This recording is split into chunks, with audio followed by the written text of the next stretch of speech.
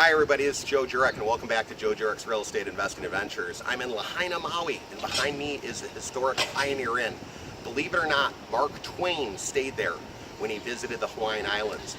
I like older buildings, I like historical buildings, I like the history that goes with it, but here's the problem sometimes. If you're looking at a historic building in your area, make sure there aren't specific codes that you have to remodel things or rehab things a certain way. Sometimes you have to stay true to the period with siding, windows, roofing, and the look. So even though it's a cool historical building, it can cost you a lot of money.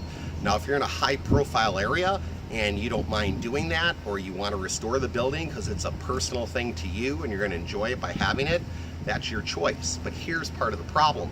Sometimes when you go in and get a historical building, it's going to be a lot more money, a lot more headache, a lot more time than maybe you might want to spend on any real estate project.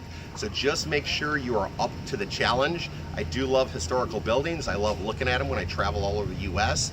Pioneer Inn is a great place to visit, eat, shop, and even stay there. And to me, it is a super cool factor that Mark Twain was there. So until next time, go make your dreams a reality. Take care, believe and achieve. Bye-bye.